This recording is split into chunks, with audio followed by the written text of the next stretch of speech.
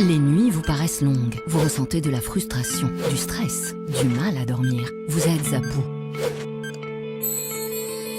Détendez-vous.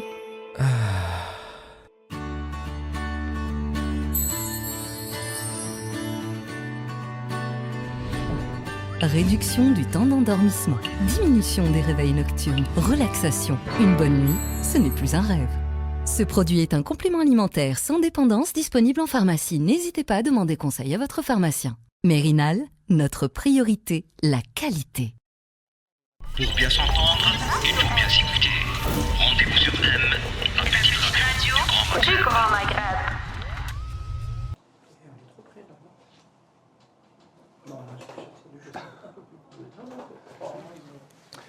Bonsoir à tous, bienvenue au Café Presse Politique. Nous sommes en direct sur Radio M et légèrement en retard car nous avions quelques problèmes techniques. Merci donc de nous rejoindre en direct sur Radio M pour ce nouveau numéro du Café Presse Politique. Je souhaite la bienvenue à nos invités. Karim Kibir, merci de faire votre grand retour au CPP. Maître Zoubida Assoul, bonsoir. Bonsoir Khaled. Yassal Qadi, bonsoir. Bonsoir. Jafar Lakhdari. Bonsoir. Bonsoir, merci d'être avec nous. Nous craignons aujourd'hui que Ihsan ne soit pas avec nous, avec la convocation que vous avez reçue hier de la part de la gendarmerie. Vous vous êtes rendu aujourd'hui, Ihsan Qadi, au siège de la gendarmerie nationale à Bab Jidid, puis au tribunal de Sidi Mohamed. Bien sûr, c'est une affaire qui a tenu en haleine tous les professionnels du métier, toutes les personnes attachées à la liberté de la presse, d'expression et d'opinion en Algérie. Et vous avez surpris votre monde en décidant, quand j'ai décidé de faire une grève, je pensais que c'était une grève de la faim, je me suis dit, il faut se solidariser avec lui, donc on sera obligé de faire une grève de la faim. Heureusement, c'était juste une grève de la parole. Donc, comment d'abord vous est venue cette idée de faire cette grève de la parole? Sous la douche ce matin. En fait, j'ai vraiment réfléchi à comment aborder différemment cette procédure. Et moi, avec du haut de mes 39 ans d'expérience, il m'est arrivé déjà de croiser des juges d'instruction et de refuser de répondre à toutes les questions qui portent sur l'opinion, sur la conscience. J'étais détenu en 1980 et mes avocats à l'époque, 81, nous avaient conseillé de ne pas répondre sur ce type de questions, de refuser de répondre dans l'instruction. Et j'ai transposé ce principe. Ce n'est pas une démarche de rupture comme les détenus du FLN du Grand Laguerre de Libération Nationale qui, eux, ne reconnaissaient pas du tout l'appareil colonial pour les juger. Ce n'est pas cela. Mais c'est une démarche de rupture avec la procédure qui criminalise le délit de presse, qui le criminalise. Il y a une plainte du commissaire du ministère de la communication. Oui, du commissariat politique de la communication. Donc du ministère de la communication, du ministre Ammar Belhimal, contre l'article que j'ai signé dans Radio M, le blog que j'ai signé. Et on dira de quel blog il s'agit dans un moment, j'imagine. Et le procureur, je pense qu'il aurait pu m'inviter à me convoquer directement, sans passer par l'Dabtiya Qadaiya de Bab Jidid, avec tout ce que cela suppose comme humiliation. J'ai passé la journée dans un fourgon, après le Bassamat, chercher un hôpital pour faire la visite médicale dans les bouchons de Bab Louad. L'arrivée au tribunal est passée par le passage les détenus et la khélé, 3 heures avant d'arriver devant le procureur. Et tout cela, je l'ai dit au procureur, je lui ai dit qu'il aurait pu me convoquer directement. Et donc, ma prise de position consistait à refuser de parler avec la gendarmerie, mais ce n'est pas contre les gendarmes, je leur ai expliqué. Ils l'ont très très bien compris, ils l'ont très bien accepté. Ça aurait été la même chose avec la police, et ça a déjà été la même chose avec la police politique à Antar quand ils m'ont interpellé en juin 2020. Je ne parle pas de mon activité professionnelle, de mes contenus, parce que je considère que s'il y a un problème, s'il y a une plainte, ce qui est légitime, il va y avoir des parties qui peuvent être offensées et se sentir diffamées par un contenu éditorial taillé, c'est le juge qui juge, il n'y a pas nécessité de passer par une enquête préliminaire. Et donc j'ai décidé de faire la grève de la parole chez la gendarmerie, et je l'ai faite aussi chez le procureur, et ça c'est quand même plutôt bien terminé, j'imagine, beaucoup grâce à la mobilisation. Oui, puisque vous avez été relâché sans qu'aucune procédure n'ait été déclenchée contre vous pour le moment. Et il n'y a pas eu de plainte, il y a eu un contenu de plainte, comme on dit les avocats, muhtawa shakwa. Non, il n'y a pas eu d'accusation qui m'a été adressée, oui. Mais il y a eu une plainte du ministère. Voilà, il y a eu un ministère sur la base de 3 chefs d'inculpation qui n'ont pas été cités. Donc c'est النبش في جروح المأساة الوطنية، التقليل من شأن الأحكام القضائية والمساس بالوحدة الوطنية. Partie civile, ministère de la communication. Maître Assoul va nous expliquer pourquoi le ministère de la Communication n'a pas le droit d'être partie civile dans ce cas précis. Ihsan. Peut-être. Alors moi, j'avoue que j'ai déjà été convoqué en octobre 2020. Il n'y avait pas le Hirak, il n'y avait pas les marches. C'était compliqué, c'était beaucoup plus compliqué. Et bon, j'avoue que j'étais beaucoup plus confiant cette fois-ci. D'autant qu'il y a eu des fuites de chez nos collègues pour nous dire que c'était le papier, donc le blog. Pourquoi la place de Rachid doit être protégée dans le Hirak, qui était incriminé, et que c'était le ministère qui avait engagé la procédure. Dès que je suis rentré à Babjdi de la brigade, on m'a sorti, on m'a confirmé que c'était bien cela. Il y avait la requête du procureur qui demande à m'écouter, et derrière il y avait mon papier imprimé. C'était ça le dossier. Et donc les questions ont porté sur cela. Après, c'est vrai que ça fait un peu ubuesque de se retrouver bon, évidemment, je n'ai pas répondu. J'ai tout de suite dit que je n'allais pas répondre et que je n'allais pas signer le PV. Mais de se retrouver quand même en 2021, après ce qui s'est passé en Algérie, à répondre sur le contenu d'un papier. Pourquoi vous avez évoqué telle et telle chose, quel est votre point de vue sur telle chose autour d'un papier, c'est une régression. Il y avait un volet un peu kafkaïen dans cette situation. Et même les gendarmes l'ont compris. Maître Hassoul, comment vous réagissez à cette affaire? Écoutez, d'abord, on est content de retrouver Ihsan El Qadhi parmi nous. Moi, franchement, je craignais, je ne connaissais pas le contenu. Pourquoi d'abord on l'a interpellé, pourquoi on l'a convoqué, à quel sujet, même si on devenait un petit peu.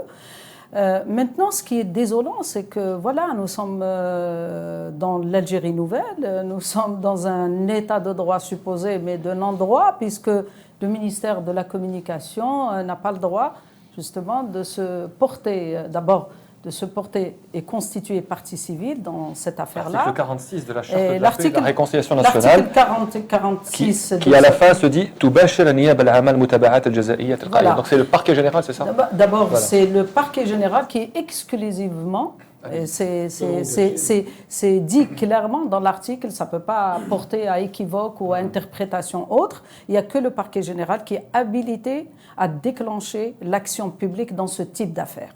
Donc, que je sache, M. Belhimer n'est pas procureur général. Donc là, déjà, on se rend compte que dans l'Algérie nouvelle, on est bien loin de l'état de droit, du respect de la loi. Et se porter partie civile dans une affaire pareille, c'est une atteinte grave pour moi en tant que femme politique de la liberté de la presse. Ihsan El Qadhi est un journaliste, il a le droit d'exprimer ses points de vue. Maintenant, ce qui est dramatique, c'est qu'on essaye toujours d'instrumentaliser la justice et les différents services de sécurité, alors qu'une affaire pareille, quand il s'agit d'une affaire qui est liée directement ou indirectement à la pratique journalistique, c'est le parquet qui est compétent en la matière et on n'a pas besoin de passer par la police judiciaire, qu'elle soit la gendarmerie ou la police ou une autre forme de service de sécurité. Donc on est toujours dans le non-droit, dans cet amalgame de pratiques qui n'est pas conforme ni à la Constitution ni à l'état de droit. Ihsan El Qadhi n'est pas le premier journaliste ni le dernier à subir donc l'instrumentalisation de la justice. La liberté de la presse, vous êtes journaliste, Karim Kebir, qu'est-ce que ça vous inspire? On continue encore aujourd'hui à convoquer les journalistes pour leur travail journalistique. D'abord, je tiens à faire remarquer, à mon sens, ce n'est pas Ihsan qui est accusé d'avoir instrumentalisé, enfin, ce qu'il suggère, qu'il a instrumentalisé la tragédie, ce qu'ils appellent eux la tragédie, puisque c'est un vocable né avec Bouteflika, il faut le noter aussi. Ça veut dire qu'on ne connaît pas les acteurs de la guerre civile. Ça, c'est de un. La deuxième des choses, c'est eux-mêmes qui veulent instrumentaliser l'article de Ihsan parce qu'il s'inscrit, en tout cas, c'est pour appuyer à leurs yeux, de mon point de vue, la stratégie qui consiste à casser le Hirak et pour dire qu'effectivement, il est infiltré par le mouvement Rachad. Donc l'instrumentalisation, c'est plutôt à leur niveau. Mais Khaled, je ne vous apprends rien concernant la liberté de la presse. Depuis le mois de mars, le mois d'avril 2019, je ne pense pas, en tout cas d'après mon expérience, je ne me rappelle pas avoir vécu cette situation. Franchement, c'est, comme le disait Vous avez des années d'expérience. C'est ébuesque parce qu'il demande à ce que la presse, à ce que les journalistes soient exclusivement des agents, des véhicules de la propagande simplement du pouvoir, c'est-à-dire de la stratégie du pouvoir. Donc pour toutes les voix qui donnent justement la voix aux acteurs du Hirak, ou qui ouvre, comme le fait Ihsan, quand vous le faites assez souvent, en tout cas tout le monde le dit, que c'est l'un des rares espaces, en tout cas avec quelques médias encore résistants, parce qu'en fait, dans la résistance, c'est parce qu'il ouvre encore ces colonnes à des avis différents, en fait, c'est un empêcheur de penser en rang, c'est-à-dire qu'il s'inscrit en faux par rapport à la stratégie arrêtée par le pouvoir pour faire passer leur feuille de route. Oui, une stratégie qui comment dire, ne rencontre aucun succès, et d'où la nervosité, je pense, des censeurs. Et donc, voilà, on est dans un contexte où il y a une répression de basse intensité. Il faut aussi comment dire, être lucide par rapport à ça. On n'est pas dans la répression de masse, hein, je l'ai souvent dit, ça n'a pas toujours été compris, mais je pense que c'est ce qui se passe. Et malheureusement, c'est les journalistes qui en font les premiers les frais, parce que ce sont eux qui diffusent et qui entretiennent, qui rendent possible le débat public. Donc ils font, comme on l'a dit, beaucoup d'organes de presse ont été repris en main plus ou moins directement. La presse en ligne, une bonne partie est toujours interdite d'accès, y compris ceux qui sont pourtant assez comment dire, peu critiques à l'égard du pouvoir. Je ne vais pas citer de site. Donc voilà, c'est le contexte, et effectivement, ça augure mal de ce que serait l'Algérie nouvelle. En tout cas, elle n'a pas grand-chose à voir avec le discours officiel, c'est clair. Et donc, vous l'avez fait, Hassan, allez-y. Oui, je voulais juste ajouter Aujourd'hui, vous pouvez parler plus que les autres aujourd'hui, allez-y. J'avais décidé ce matin de faire la grève de la parole. Hein. C'est un peu compréhensible. Ça veut dire pour toi, c'est un peu raté. Oui, c'est un peu raté. Je voulais remercier la mobilisation des avocats qui ont été extraordinaires, parce qu'on n'a pas eu le temps de les prévenir que j'étais présenté. Il n'y a même pas eu de garde à vue, ça s'est passé très vite à la gendarmerie. Je me suis retrouvé au palais au bout de... Bon, en cours de route, on a perdu du temps, mais il n'y a pas eu de garde à vue au sens classique. Et ils étaient quand même au palais, ils n'ont pas pu m'assister parce qu'on n'a pas été devant le juge d'instruction. Mais je tenais absolument à les remercier tous l'élan de solidarité, tous ceux qui ont participé à l'élan de solidarité, et relever quand même que parmi ceux qui m'ont soutenu, il y en a qui ont lancé un pic, et là c'est peut-être un plat que je fais passer pour la suite du débat, un pic à l'encontre des éradicateurs et des éradicatrices sous le style ils vont être contents. Parce que c'est vrai que ce papier, au titre provocateur, L'Khdari dans une tribune dans Radio 1 a bien compris que les titres c'était vraiment pour engager la discussion. Il y a eu des attaques, il y a eu beaucoup d'attaques contre ce papier et contre ma personne. Et y compris contre ma famille, etc. Il y a eu une très grosse offensive. Et il y en a qui ont dit que ça mettait plus à l'aise le régime, son ministère de la communication, pour engager cette procédure. C'est-à-dire qu'en fait, on avait préparé le terrain en affaiblissant ma position. Moi, je veux quand même dire que pour tous ceux qui ont un problème avec l'islam politique et la présence de l'islam politique dans le Hirak, ou d'une forme de l'islam politique, parce que Rachad est tellement complexe qu'on ne peut pas le cerner totalement dans le seul vocable de l'islam politique. Tous ceux à qui ça fait problème, parce que ça leur réveille les années 90 et considèrent que c'est une trahison vis-à-vis des victimes, etc., de manière légitime, moi je pense que ce n'est pas un problème, à condition de rester dans le débat. Et donc je ne pense pas que ces gens-là, ce soit... la convocation TAE, etc. Je ne le pense pas. Je pense qu'au contraire, ça devrait peut-être être un épisode qui devrait les amener à réfléchir sur qu'est-ce qui est le plus important. Aujourd'hui, qu'est-ce qui est le plus important? Le régime autocratique ou le risque d'un débordement islamiste qui, de mon point de vue, n'est pas à l'ordre du jour aujourd'hui. J'aimerais juste préciser qu'il y a beaucoup d'éradicateurs et d'éradicatrices qui se sont solidarisés avec vous. C'est ce que je voulais dire. Après vous avoir violemment critiqué, merci de le dire plus clairement. Voilà, qui se sont solidarisés avec vous. Absolument. Et je les en remercie, évidemment. Voilà. Mais aujourd'hui, ils vont revenir à leurs attaques peut-être. On ne sait pas. Alors, cette affaire Ihsan Qadi nous pousse à nous poser cette question. Y a-t-il encore aujourd'hui des sujets qu'on ne peut pas aborder, comme le pense le ministère de la Communication dans sa plainte? Est-ce qu'on n'a pas encore le droit de parler de ce qui s'est passé dans les années 90? Est-ce que vraiment la charte sur la paix et la réconciliation nationale, qui est donc adoptée officiellement par référendum, nous empêche de parler d'un certain nombre de choses, comme les accords d'Évian, par exemple, ou d'autres accords qui ont été approuvés par référendum? Non, je pense que le problème qui se pose aujourd'hui est un problème sérieux. Ça veut dire que le pouvoir en place, en tout cas, il ne veut pas de débat contradictoire. Ça, c'est la première des choses. le pouvoir est dans une logique où il doit imposer sa manière de débattre, quoi dire et même quoi écrire.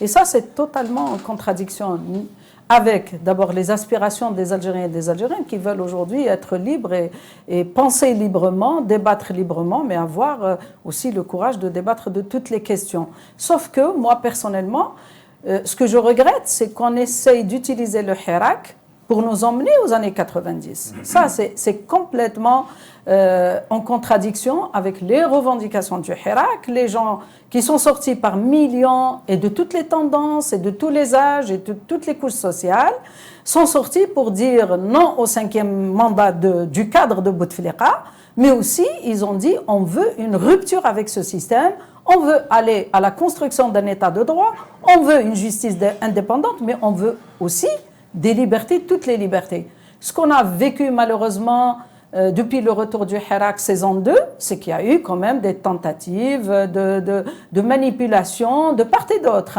Et on a essayé d'abord de dire que le Hirak, il faut régler les questions des années 90. Moi je pense, c'est mon point de vue, je l'ai déjà dit, quitte à recevoir toutes les foudres que j'ai déjà reçues, mais c'est pas grave. Moi, j'ai envie de dire qu'aujourd'hui, la priorité de l'Algérie, on parle de l'Algérie, on ne parle pas d'un parti politique ou d'un groupe ou de qui que ce soit. La priorité pour l'Algérie, c'est d'abord de construire, de découdre avec ce système, de construire un État institutionnel où il y a des institutions qui fonctionnent normalement, qui respectent les lois de la République. Nous avons besoin de passer à une étape où tous les Algériens ont le droit de s'exprimer, mais de s'exprimer dans un cadre légal, mais aussi de rejeter la violence et l'exclusion. Si on retombe dans l'exclusion et dans la revanche, et dans il faut ouvrir les dossiers des années 90, moi je pense qu'ouvrir des dossiers comme ça, il faudrait d'abord passer par une étape préalable, c'est celle d'abord d'avoir un pouvoir légitime, des institutions solides, et à ce moment-là, tous les Algériens ont le droit d'ouvrir toutes les questions. Il n'y a pas de questions taboues. Donc là, effectivement, on est tombé sur une situation qui va encore créer de la division et nous n'avons pas besoin de cela. Vous êtes du même avis? Oui, Karim? Enfin, ce n'est pas le problème, je pense que ce n'est pas la question de débat. Parce qu'aujourd'hui, le pouvoir lui-même, il est prisonnier de ses propres contradictions. Lorsque vous dites aux Algériens, pendant 20 ans, enfin pendant 15 ans, depuis 2005, que grâce à la réconciliation, il y a eu la paix, donc il n'y a plus de terrorisme. Aujourd'hui, c'est eux-mêmes qui disent comme quoi, attention, les années 90, ensuite à chaque fois ils vous ressortent une histoire qu'il y a des gens qui veulent commettre des attentats. Donc le terrorisme, finalement, il existe. Et on voudrait bien savoir qu'est-ce que revendique ces terroristes. Parce que moi aussi, je veux comprendre ce que signifie le terrorisme finalement. Dans les années 90, on disait que c'était pour une république islamique. C'est-à-dire la revendication politique, elle est là. Mais aujourd'hui, c'est quoi? Qu'est-ce qu'ils revendiquent pour qu'ils nous fassent peur avec ça? Et puis, je dois faire observer aussi qu'eux-mêmes, si aujourd'hui on veut attaquer Ihsan sur un article, eux-mêmes, ils ont violé cette charte puisqu'en 2017, et tout le monde se rappelle, que l'ENTV, la télévision publique, a montré un reportage très violent sur la décennie. Ça c'est quoi? Est-ce que c'est pas une cadavres, des cadavres des enfants dont les têtes étaient coupées? C'était quoi? On a invité bien un émir en 2014 à la présidence de la République pour discuter sur la révision de la Constitution. C'est eux-mêmes qui le font. Donc pourquoi aujourd'hui on empêche les Algériens, par exemple, d'évoquer ces questions? Parce que ce n'est pas le problème d'évoquer ce genre de questions qui sont assez sensibles, c'est vrai. Parce qu'en fait, en réalité, on ne les a pas soldées. Mais je suis entièrement d'accord avec Mme Assoul. La priorité aujourd'hui, vu les circonstances générales, l'enjeu aujourd'hui, c'est d'abord gagner la bataille de la liberté. On doit d'abord arracher ces libertés pour engager tous les débats. Parce qu'il n'y a pas uniquement la décennie. On doit aussi parler des crimes politiques des années 70, de Boudiaf, on doit parler de l'idéologie qu'ils ont imposée aux Algériens, on doit parler de Boumediene, comme a dit Farhat Abbas, la seule guerre qu'il a faite, c'était la conquête de l'Algérie, parce qu'il a pris le pouvoir de force. Ce sont toutes ces questions qu'on va débattre un jour ou l'autre, donc on ne fera pas l'économie des débats.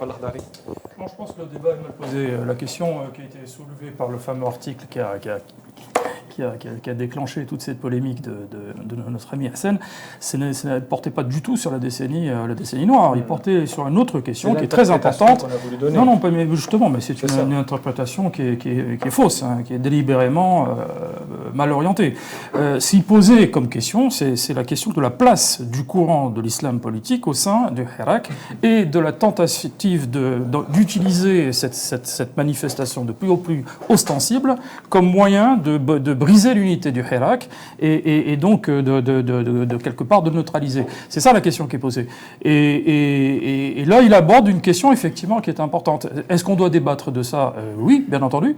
Moi, j'ai répondu. Alors, je suis d'accord, bien entendu, avec la question de l'unité du Hirak. C'est fondamental. Sinon, on n'arrivera pas à atteindre nos objectifs. En particulier, une grande partie de la population qui, bien entendu, par rapport à ces questions, a une perception plutôt plus que réservée par rapport à ces questions. Donc, à partir du moment où il y a une présence plus ostensible, on ne peut pas éluder éternellement cette question. Je dis bien, je ne parle pas du tout de la référence à la décennie noire, je parle de la présence de ce mouvement, de ce qu'il signifie et ce qu'il présente comme risque pour le futur. Bien entendu, j'ai écrit un blog pour répondre un petit peu à notre ami, en parlant justement d'éléphant dans le salon. Hein. C'est-à-dire que l'éléphant dans le salon, c'est quoi ? C'est quelque chose d'énorme qui est là, mais qu'on ne voit pas. C'est-à-dire qu'on voit du gris, on voit quelque chose de confus, mais on ne voit pas qu'il y a effectivement un problème. Contrairement à ce qui s'est passé, parce que par exemple Hersen, dans son article, dit voilà, il y a une tentative de restauration de la part du pouvoir. Oui, c'est vrai. Mais il n'y a pas que ça. Et c'est ça le problème.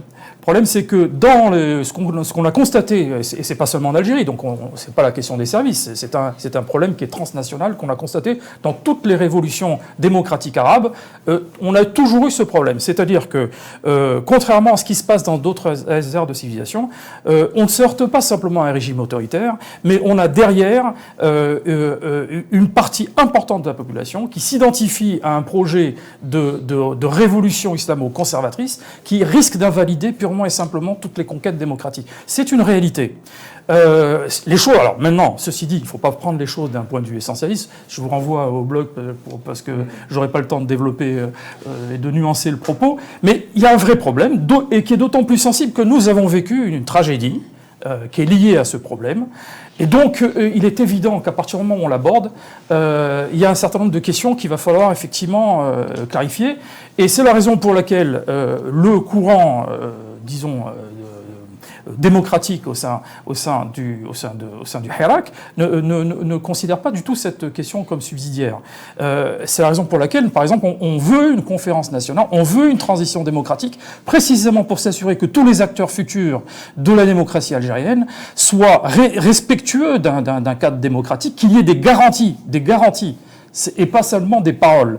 Et donc, il y a tout des mécanismes à mettre en œuvre dans le cadre d'une transition démocratique pour qu'à l'arrivée, il n'y ait pas le risque de répétition de ce que nous avons connu. C'est de ça dont on parle, pas d'autre chose. La question, effectivement, de la mémoire, elle est importante, mais comme l'a dit Mme Zouida Assoul, elle ne pourra se traiter que dans le cadre d'une Algérie démocratique où ça ne fera pas l'objet d'une récupération et de manipulation, ce qui sera le cas tant qu'on n'aura pas. Alors, Estelle, est-ce que c'est vraiment une question mémorielle ? Est-ce qu'il y a vraiment des questions qu'on n'a pas le droit d'aborder ou c'est juste un prétexte pour vous créer des problèmes ?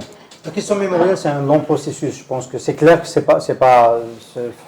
pense que c'est pas dans le contexte d'aujourd'hui qu'on pourra l'épuiser. Il faudra du temps. Par contre, il y a une question urgente, c'est la question politique. Moi, ce qui m'a poussé à faire ce papier, c'est le constat que Dédouche Mourad a collapsé le vendredi. Pour moi, les classes moyennes se mobilisent beaucoup moins, parce qu'il y a trois axes sociologiquement, Alger-Est par Place 1er mai, Bab Louad Qsba et les classes moyennes supérieures. C'est pas que ça, mais c'est plutôt Dédouche Mourad qui a beaucoup baissé. Et donc, on a constaté qu'il y avait un début de retrait avec la reprise du Hirak de ces classes moyennes. Et quand on a cherché à comprendre, On a entendu dire qu'il se disait de plus en plus que le Hirak était en train de porter des mots d'ordre qui étaient des mots d'ordre revanchards contre les services, contre l'armée, etc. Et qu'il était en train d'être préempté par Rached. Je dis Rached, je ne dis pas courant islamiste parce que, encore une fois, Rached, pour moi, ce n'est pas que le courant islamiste, c'est un courant, dans mon papier, je l'explique, qui est beaucoup plus complexe que ça, même s'il y a en son sein une continuité du fils, notamment avec la personnalité de Morad Henna. Et donc, j'ai posé le problème, l'interpellation. Mon interpellation, c'est la crainte de voir cette peur de la préemption par l'islamisme qui fasse que ça se divise, que les classes moyennes quittent progressivement, ce n'est pas un processus de 15 jours ou 3 semaines, mais quittent le Hirak et laissent les classes populaires toutes seules face au régime, ce qui, en règle générale, est le début des possibilités de répression. Et donc, ce en quoi je suis tout à fait d'accord avec notre ami Jafar, qu'il a bien développé dans d'autres cadres. Ce qui a déclenché le papier, c'est la tentative de Rached d'aller essayer d'apaiser les autres partenaires. Ils ont commencé avec le MDS. Ils ont envoyé un cadre de chez eux pour aller parler de Rached comme étant un courant qui n'est pas théocratique, qui veut être partisan avec les autres. Et donc je me suis emparé de ça. Et le même week-end, il y a eu le premier panneau Rached dégage. Le sujet, c'est pas Rached, c'est le Hirak. Le sujet, c'est le Hirak. Pour préserver l'unité du Hirak et rester concentré sur la priorité qui est de changer de système politique et d'aller vers un état de droit, il était essentiel d'interpeller Rached pour qu'il donne plus de gages que d'envoyer un émissaire au MDS. Et des gages, c'était quoi? C'était d'essayer d'arrêter de jouer au chef de la révolution.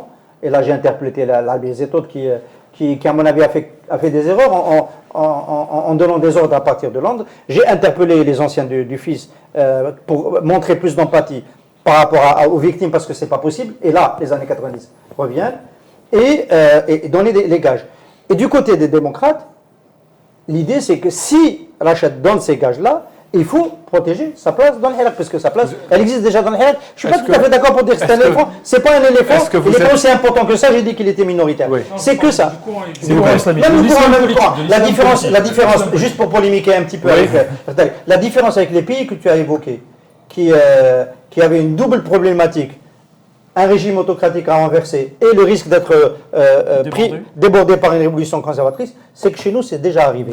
C'est déjà arrivé, chez nous, et les Algériens l'ont intégré, et c'est pour ça que je pense qu'on est immunisé. Merci. Pour longtemps, on est immunisé. Vous êtes d'accord avec l'eau froide? S'il vous plaît, vous êtes d'accord avec Hassan lorsqu'il dit protéger la place? Donc il faut tenir compte de l'opinion. S'il vous plaît, vous êtes d'accord avec Hassan Khadi lorsqu'il dit qu'il faut protéger la place de Rached dans le Hirak?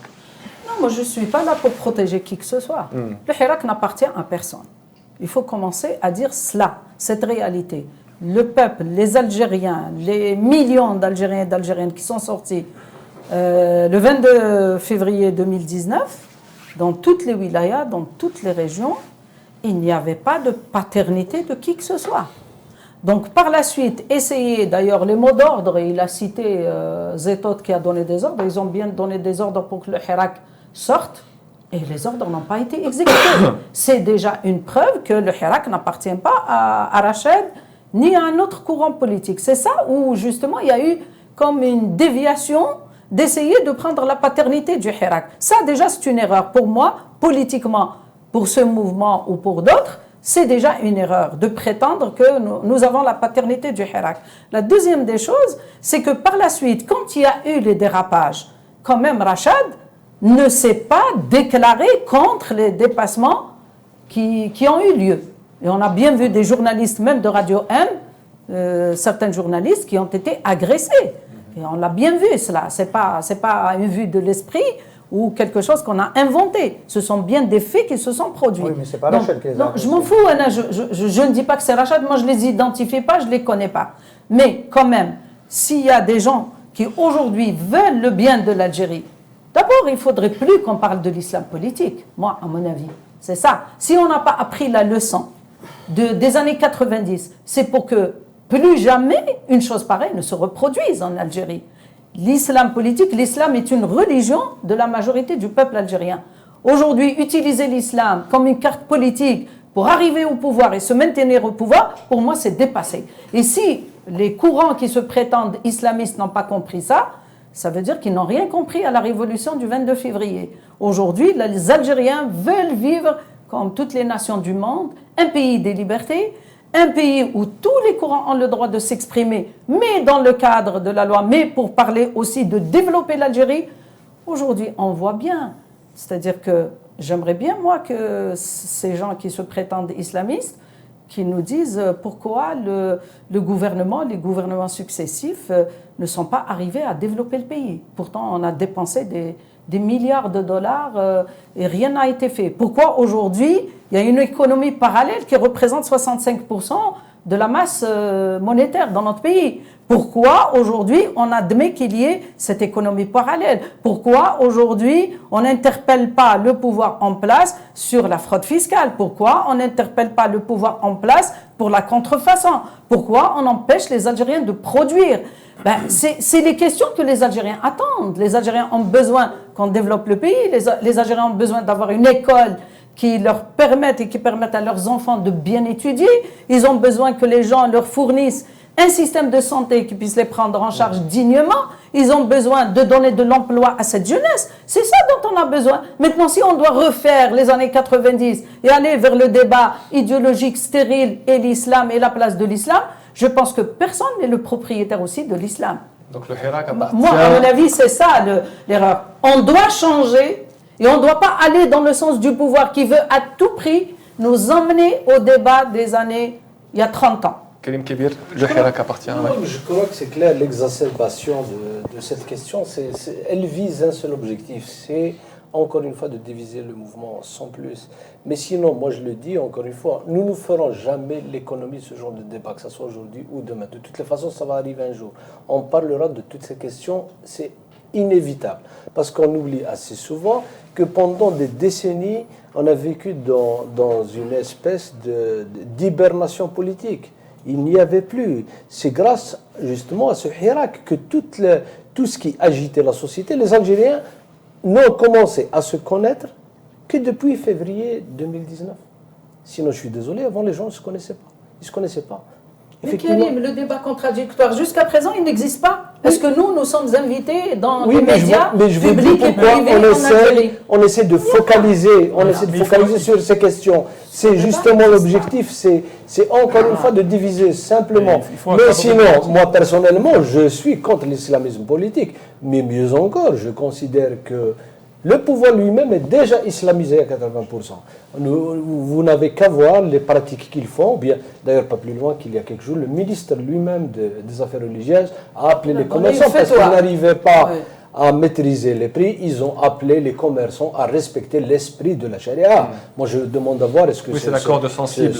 Tout à fait. Voilà. L'accord de sensible. Sur le volet politique aussi, le pays est en pleine préparation, disons, les autorités sont en pleine préparation de ces élections législatives. Nous apprenons à droite à gauche qu'il y a beaucoup de candidatures libres en tant que candidat libre de plusieurs personnalités, notamment de la société civile. Et vous appelez donc à des élections présidentielles anticipées, Zoubida Assoul en tant que président de l'UCP. Karim Tabou appelle à la démission du président de la République. Quelle est selon vous l'option la plus salutaire? On vous donnera la parole après. Jafal Ghdari. Il est pour ça de Nokaz. L'amnistie générale et donner les pouvoirs à un gouvernement d'avocats.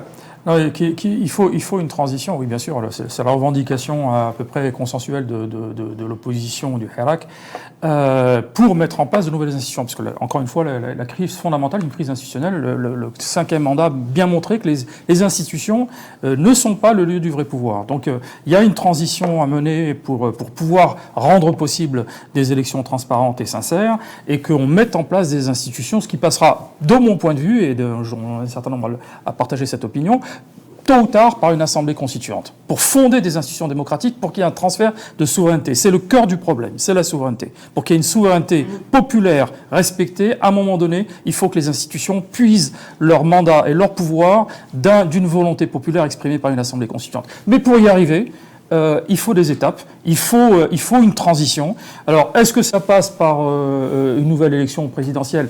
Le problème, c'est que si un président est élu, il le sera dans le cadre constitutionnel actuel, avec ses pleins pouvoirs. Si on le fait dans le cadre actuel, il y aura un contrôle du cadre global des élections. Donc, on voit bien que pour arriver à ce stade-là, il faut quand même qu'on puisse démanteler tout ce corset qui fait que la vie politique est biaisé, c'est le fond du problème. Donc c'est pour ça que nous sommes un certain nombre de gens à penser qu'il faut mettre en place une période de transition et il y a tout un tas de procédures parfaitement usitées qui permettent de le faire. On peut faire avec une mini-constitution. Il faut un préalable, effectivement, une conférence nationale qui débatte de toutes les questions, y compris celles importantes de l'islam politique, c'est-à-dire les garanties pour être assuré que les grandes libertés, la liberté de conscience, l'égalité homme-femme, toutes ces questions qui, dans la société aujourd'hui d'Algérie, d'aujourd'hui, de 2021, sont devenues importantes et incontournables.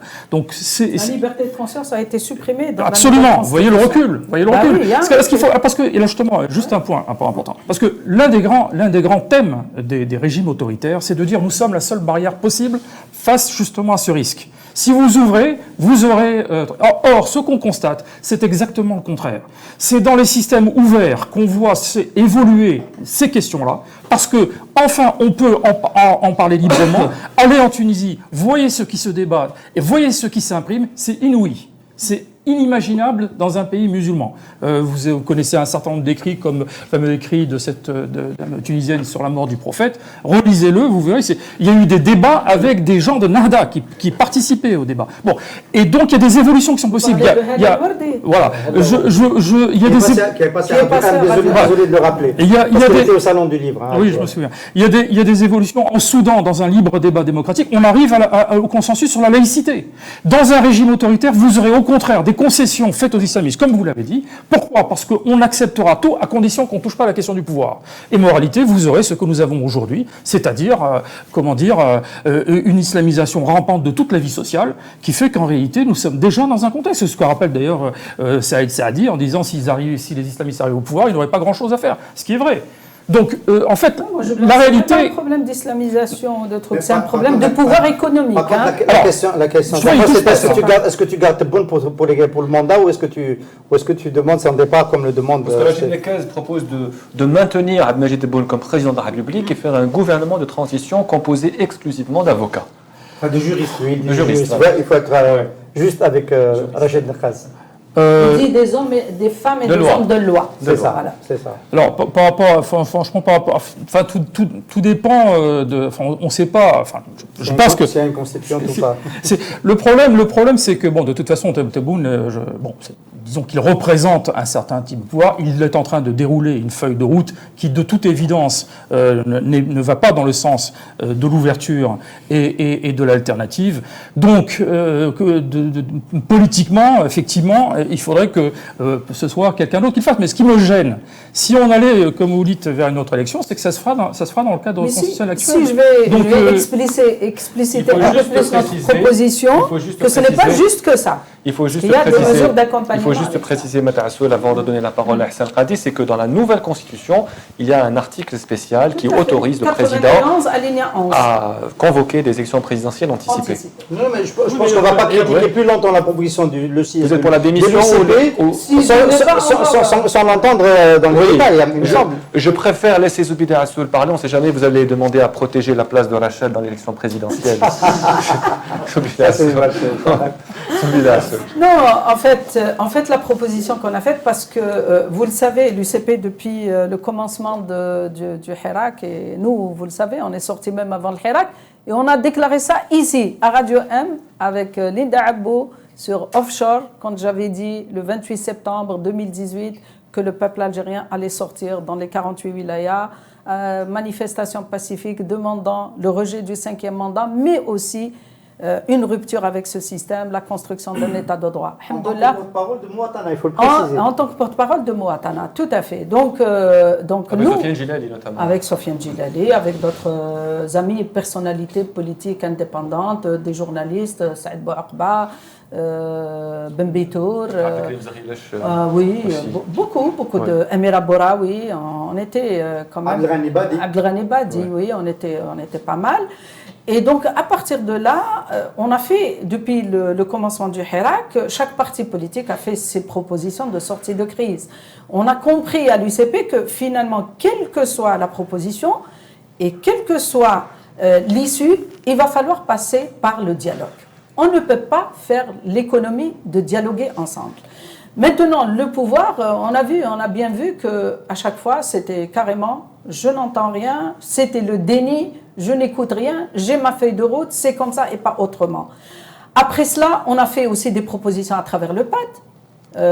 La proposition du 26 juin 2019, où on a parlé d'un processus constituant et non pas une assemblée constituante.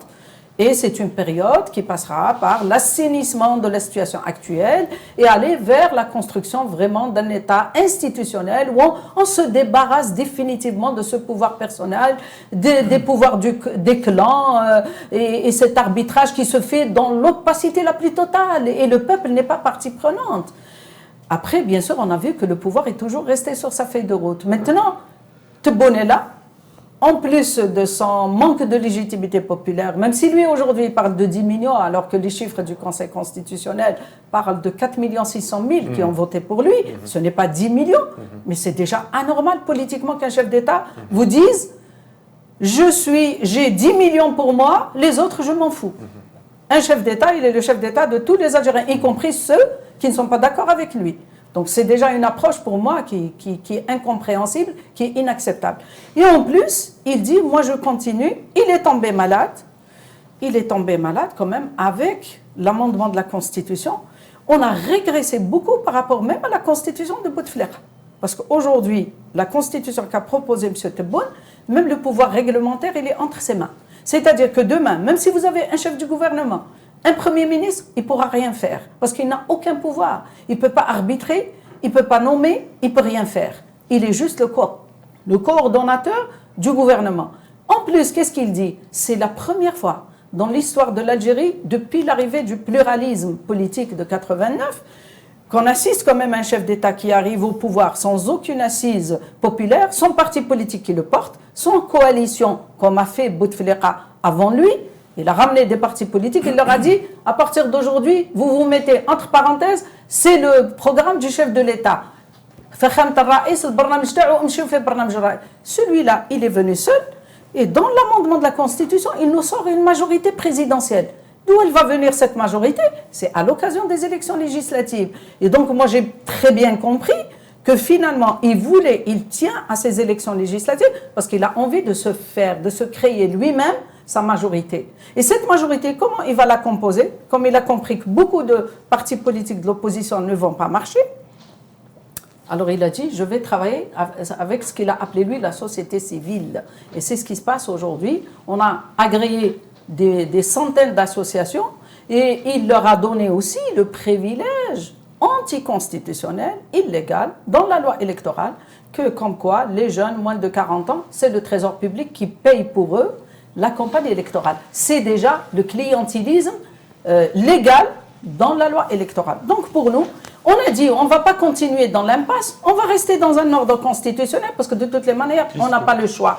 Nous avons une constitution, elle est là. Même si nous, on n'a pas voté, et l'UCP avait déjà, quand on nous a envoyé le projet de cette constitution, on avait déjà démontré à tous les Algériens par des vidéos que j'ai faites moi-même, en disant voilà le contenu. Bon. Attention, c'est encore le totalitarisme. L'article en question existe, celui de la convocation d'élections. Est-ce que vous pensez que cette convocation, ces élections avant l'heure, est envisageable aujourd'hui? Karim Kébir, est-ce que est-ce que la situation politique peut mener à ces élections présidentielles anticipées? On ne dit pas uniquement une élection présidentielle anticipée pour 2022. On a dit qu'à côté de cela, il faudrait nommer un chef du gouvernement avec de larges prérogatives parce qu'il y a aussi un autre article dans la Constitution de Tebboune 93 alinéa 1 qui lui donne le droit de donner des prérogatives au chef du gouvernement, mais aussi il faut sortir de ce... Il faut que l'armée ait un ministre de la Défense. Il y en a marre d'avoir ce président ministre de la Défense, mais qui finalement il n'est pas ministre ou il est ministre dans l'opacité, on ne sait rien. Mais en plus, on a demandé l'organisation d'une conférence nationale. Et cette conférence, tout à l'heure, L'Khdari nous disait oui, mais si on fait des élections présidentielles anticipées, rien ne va changer. Mais nous, on a dit, cette conférence, quel sera son rôle? Ce n'est pas de débattre de toutes les questions, c'est de débattre des garanties pour organiser des élections libres, transparentes, plurielles et crédibles. Voilà la condition. Karim Kébé, qu'est-ce que vous en pensez? Honnêtement, ce qui est la difficulté, c'est toujours nous ne connaissons pas exactement comment ça fonctionne à l'intérieur du pouvoir. C'est l'un des pouvoirs les plus opaques au monde. Parfois, j'ai l'impression qu'on essaie de trouver une forme d'homogénéité, de logique à une démarche, mais qui n'en est pas une. Nous ne savons pas. Possible que les élections de juin n'auront pas lieu. Nous ne saurons pas s'ils auront lieu. Eux, ils ont l'intention. Rappelez-vous, au mois de décembre, quand il y avait la rumeur autour de Tebboune, comme quoi c'est bon, et comment il est apparu dans la précipitation pour appeler les Algériens que je suis là et tout ça. Donc nous ne savons pas exactement le rapport de force. Est-ce que ça va continuer? Est-ce qu'il y aura des élections présidentielles anticipées? C'est pas évident de voir clair avec un système qui est opaque, franchement. Opacité complète, totale. Oui, alors j'embraye un petit peu sur ce que vient de me dire Mme Zoubidassou. Le gros problème, si vous voulez, d'une élection présidentielle, y compris si vous avez une conférence nationale, c'est qu'à aucun niveau, il faut la conférence nationale, bien sûr, de transition, il faut qu'elle soit autonome et qu'elle débatte des questions dont on a parlé. Mais ce n'est qu'un préliminaire pour préparer effectivement le point de transformation qui garantisse des institutions démocratiques, qui sera forcément une assemblée élue. Il faut bien comprendre le problème. C'est-à-dire que si vous avez un groupe d'individus, quel qu'il soit, qui s'autoproclament démocrates et puis qui disent voilà dans la direction qu'il faut aller et qui s'entendent... Mais on est encore dans un processus de reconduction d'une élite qui se substitue tant que vous n'avez pas la légitimité de l'élection, vous n'êtes rien. Il faut bien assimiler ça, et c'est la raison pour laquelle la proposition qu'a fait le PAD ne tenait pas la route. Un processus constituant, c'est exactement ce qu'a fait Tebboune. Tebboune a fait un processus constituant, avec un référendum à la clé. Ça, c'est un processus constituant. Il manque quelque chose de fondamental, un adjectif déterminant, c'est un processus constituant démocratique, c'est-à-dire une assemblée constituante. Tant qu'on n'y est pas, on ne bascule pas dans autre chose. On est dans la reconduction à une nouvelle configuration d'un système qui est confiscatoire de la souveraineté populaire. C'est ça le fond du problème. On n'est pas dans une fixation par rapport à l'Assemblée constituante. Elle est le moment fondamental dans lequel va s'exprimer et se réaliser la souveraineté populaire. Mais il faut la préparer, nous sommes bien d'accord, pour la raison qui est évoquée, et nous ne sommes pas naïfs, parce que c'est ça le véritable point très souvent qui est avancé par ceux qui sont réticents par rapport à la constituante, c'est qu'ils disent justement, on a une société conservatrice, donc ils vont... Le courant conservateur va imposer ses vues. C'est la raison pour laquelle il est nécessaire de s'entendre d'abord, effectivement, dans une conférence nationale, pour bien fixer les termes de l'accord. Ça a déjà été fait, d'ailleurs. On n'est pas dans le rêve. Le procédure de Saint-Égidio, d'une certaine manière, du Mazafran, etc., qui reconnaît, d'une part, le caractère inaliénable de la souveraineté populaire et des grands principes d'égalité, etc. Tout ceci est encore à approfondir, à garantir en termes de droits pour le futur, mais le terme de cette transition sera forcément une assemblée constituante, sinon nous serons dans la reconduction d'un système confiscatoire. Vous penchez vers qui? Moi, je trouve que le mot d'ordre qui cible le départ ou qui propose le départ de Abdelmadjid Tebboune, c'est un mot d'ordre intelligent. Je pense qu'il est intelligent parce qu'il est connecté au mouvement populaire. Dans la rue, on continue le vendredi à demander le départ, à ne pas reconnaître en tous les cas l'autorité d'Abdelmadjid Tebboune, les mêmes slogans seront pris à son encontre. C'est pas passé. C'est pas passé.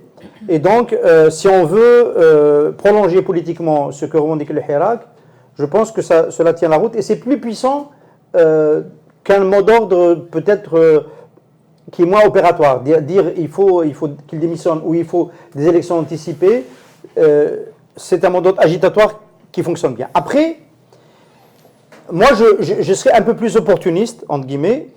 Je porterai ce mot d'ordre-là tant que Abdelmadjid Tebboune ne veut pas s'asseoir à la table de négociation.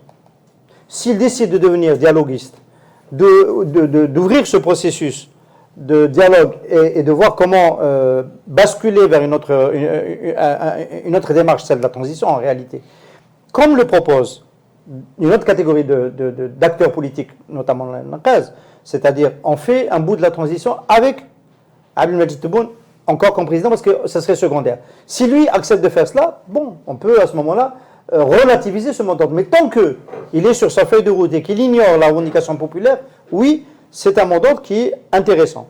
Après, ça ne suffit pas parce que ça va dépendre d'un tas d'autres facteurs, notamment de la mobilisation, notamment de l'unité du Hirak dans la diversité.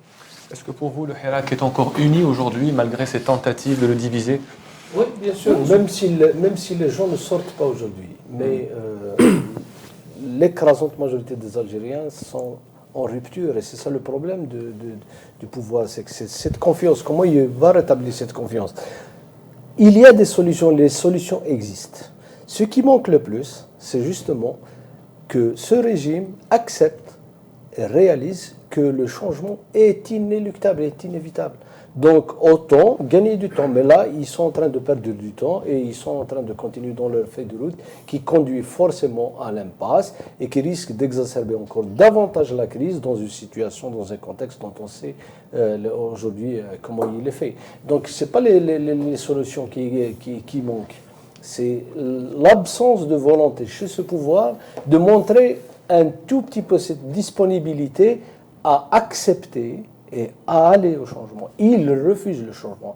Ils ne veulent pas le changement. C'est ça le cœur de... Si le pouvoir refuse le changement, donc c'est le blocage, c'est l'impasse, c'est ça? Absolument. Moi, je pense qu'aujourd'hui, je pense, à mon avis, le pouvoir n'a plus trop le choix. Parce que quand on regarde un peu la situation économique du pays, quand on regarde un peu aussi toutes les conséquences de cette situation économique sur la vie sociale des gens, sur le pouvoir d'achat des gens, sur les attentes des gens, les étudiants, tous les problèmes que nous avons aujourd'hui, on a besoin d'une stabilité. Et la stabilité telle que le pouvoir la présente, en tout cas, il a prouvé aujourd'hui son incapacité de répondre à toutes ces problématiques. Donc moi, je pense que le changement il viendra bon gré, mal gré, parce que d'abord, le pouvoir qui prétend d'avoir vraiment un franc intérieur pour protéger l'Algérie. Mais ce franc intérieur, comment tu vas l'assurer?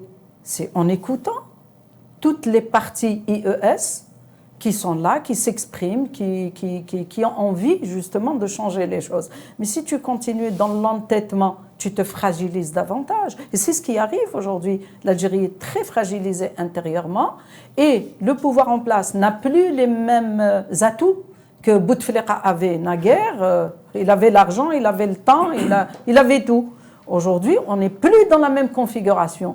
Donc moi, je pense que même ces élections législatives, moi, je reste vraiment pas très convaincue qu'elles auront lieu le temps qui a été décidé, c'est-à-dire le 12 juin. Donc j'espère en tout cas que la raison l'emporterait du côté du pouvoir et qu'il y ait cette ouverture envers le Hirak et envers l'opposition. Ihsan, rapidement, puis le mot de la fin pour Jafar Lakhdari. Alors si c'est pour le mot de la fin, moi je voulais dire quelque chose à la fin qu'on a oublié de dire en cours de route, donc je reprendrai la parole 2 secondes après. Non, moi je voulais juste relever, j'ai un peu le péché mignon d'être un peu naïf et de toujours prêter plus d'intelligence à l'adversaire. Moi, je m'attendais à ce que, après l'effort de 2019 de Ahmed Gaïd Saleh de reprendre le Mouradia, de remettre quelqu'un à le Mouradia, qu'il y avait la compréhension dans le système que le mouvement populaire était tellement puissant que le pouvoir n'allait plus garder l'ensemble des prérogatives, l'ensemble des institutions entre ses mains. Et que, pour lui, il était important d'avoir la clé de voûte du système constitutionnel, qui est plus que jamais le poste de président, mais que derrière, il allait organiser une ouverture contrôlée pour le Parlement et le gouvernement qui allait venir. Parce que, en fait, le gouvernement qui serait issu d'une majorité parlementaire, il va gérer d'énormes problèmes sur lesquels la gouvernance Tebboune est inefficace. Elle est extrêmement inefficace. Et donc, je m'attendais à ce qu'ils aient cette agilité politique de redistribuer un peu de pouvoir. Et il y aurait eu des divisions dans le Hirak. C'est-à-dire que le Hirak, à ce moment-là, il aurait dit, bon, est-ce que nous, on se battait pour... bon, ils mettent Tebboune à la présidence. On a la possibilité, avec une constitution d'ouverture, d'avoir un gouvernement qui aurait de vraies prérogatives et tout ça. Il n'y a rien de tout ça. Et n'ayant rien de tout ça, il a fait en sorte que la revendication revienne à nouveau vers lui, vers la présidence, qui est la clé de vote. C'est pour ça qu'encore une fois, je trouve que les prochaines semaines vont nous dire, parce que là on a parlé du côté du Hirak et de ce que pèse Tebboune aux yeux du mouvement populaire, mais du côté de l'armée qui le supporte, c'est pas mieux, qui est supposé le supporter, c'est pas mieux. On sent très bien qu'ils ne s'attendent pas à grand chose avec lui sur un mandat, la crise économique, les échéances, etc. Et donc ils sentent la pérennité de leur système et de leur pouvoir menacée par une personnalité comme Tebboune qui n'est pas en mesure de l'animer. Bouteflika, il a retourné la situation en son avantage au bout de 20 mois. Il a fait un référendum sur la concorde civile, il était très mal élu et tout ça, et il est devenu le leader naturel, et il a gagné la deuxième. Avec Tebboune, il s'est construit une majorité, il a pris celle qu'il y avait, etc. Avec Tebboune, il n'y a rien de tout ça. Jafar Lakhdari, on est dans l'impasse ou on va vers l'impasse? On est dans l'impasse depuis. Alors, ce qui est difficile, c'est que c'est depuis presque 2 ans qu'on est dans l'impasse. Parce qu'en réalité, le problème a été posé dès le départ d'ouvrir une transition démocratique et les équipes en place, celle de Gaïd Salah, puis ensuite Tebboune, etc., ont opposé une fin de non-recevoir et ont déroulé une feuille de route. Et nonobstant le refus réitéré à travers la faible participation aux élections, ils continuent à dérouler. D'ailleurs, ce qui était un peu absurde, parce que à quoi sert de faire un référendum si avec une aussi faible participation, vous ne tirez pas les conséquences. Donc on est de ce rejet. Mais bon, donc on est effectivement dans l'impasse. Donc c'est une espèce de bras de fer. Il y a une situation entre une population qui exprime toujours son rejet. Alors c'est pas tellement les manifestations en soi qui le montrent, mais c'est tout le reste. Et notamment on voit bien, ils essaient de mobiliser une nouvelle élite clientélisée, mais on voit bien la qualité des personnes que c'est vraiment dérisoire et que ça ne représente en rien la population. La population algérienne est toujours dans une position de rejet, et on ne peut pas gérer un pays durablement, qui plus est dans une phase de crise, avec ça. Il y a un autre point, et je termine sur ce point-là. Bien entendu, l'un des piliers, les 2 piliers du régime, c'est quoi? C'est le système sécuritaire et la rente. Quand ces 2 piliers sont atteints, ce qui est le cas, la rente diminue. Il y a un effet de ciseau entre la diminution de la rente et l'accroissement des besoins, parce que la population croît, etc. Donc le pouvoir est de moins en moins capable d'acheter la paix sociale et de temporiser. Donc de ce côté-là, ça ne peut aller qu'en s'aggravant. Et quant à la question de l'appareil de sécurité, c'est de notoriété publique qu'il y a une crise majeure à l'intérieur qui s'est soldée par de multiples arrestations et une crise interne dont on ne sait rien, dont on ne sait pas exactement quels sont les tenants et aboutissants, mais on voit bien que maintenir un système sur des 2 piliers qui sont atteints précisément, ça ne peut pas durer. Donc voilà. Hassan Qadi, le mot de la fin. Oui, moi je voulais juste dire un mot sur Radio M. On a été énormément attaqué depuis quelques jours, notamment parce qu'on a évoqué les sujets qu'on a abordés aujourd'hui. On a été traité de radio des 1000 collines, de radio de Rachid, etc., radio terroriste et tout. Il faut savoir qu'on a été critiqué aussi par les islamistes. Ça, il faut bien le comprendre. Rachid les partisans de Rachid nous ont attaqués parce qu'il y avait Maître Awisha Barti, qui était sur le plateau la dernière fois, qui avait cité des faits incriminant des cadres et des militants de Rachid. Et donc Rachid a demandé un droit de réponse. Nous avons réfléchi au niveau de la radio. Nous avons pris un extrait de l'intervention de Mourad Dehena qui expliquait la position de Rachid sur les faits qui avaient été évoqués par Awisha Barti. Et en nous considérant du point de vue déontologique, nous faisons notre devoir que de donner ce droit de réponse. Mais ça va au-delà. Ça va au-delà. Parce que, chemin faisant, ce débat dont tu disais, je suis tout à fait d'accord avec Karim Kébir, on l'a reporté un peu au départ, mais il nous rattrapera à un moment ou à un autre. En fait, il est en train de se mettre en place. Involontairement, on l'a pas choisi. En essayant de préserver l'unité du Hirak, sa diversité, etc. Le débat sur les responsabilités dans les années 90, il est venu. Et moi, je note que quand même, il y a eu sur ce débat-là un fait appréciable, c'est que Mourad Dehena a présenté, peut-être du bout des lèvres, c'est les familles qui le jugeront, ses excuses pour sa phrase assassine d'il y a 20 ans où il disait que les militants gauchistes n'avaient qu'à faire de ceux qui étaient engagés contre l'islam, contre le fils, à en faire leur propre martyr, mais qui ne pouvaient pas être les martyrs de l'Algérie. Sur cette phrase-là, il a rétropédalé, enfin, il a présenté ses excuses. Si,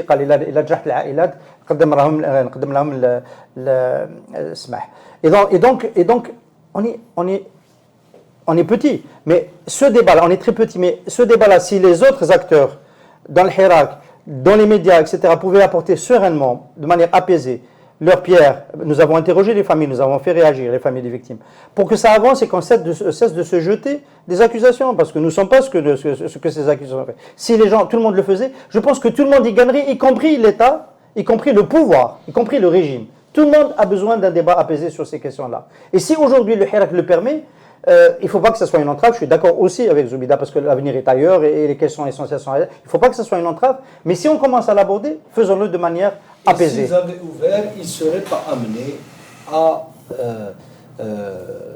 faire des mandats contre des blogueurs à l'étranger. S'ils avaient ouvert ici, ils ont laissé les médias inviter tout le monde pour débattre sereinement entre les Algériens dans toutes ces télés qu'ils ont créées. Ils n'auraient pas du tout à poursuivre un blogueur qui est quelque part à l'étranger et qui mène une vie paisible et un État qui soit, disons, une grande puissance régionale a peur de quelqu'un. Merci Karim Kebir, merci Zoubida Assoul, merci Hassan Khadim, merci Jabal Akhdari. Merci à vous de votre fidélité au public qui nous accompagne chaque mercredi. On se donne rendez-vous mercredi prochain à 18h en direct sur Radio M.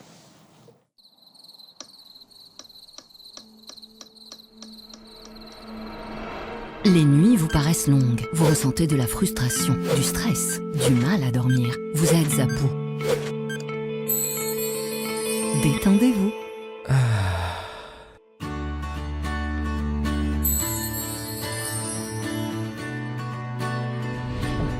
Réduction du temps d'endormissement, diminution des réveils nocturnes, relaxation. Une bonne nuit, ce n'est plus un rêve.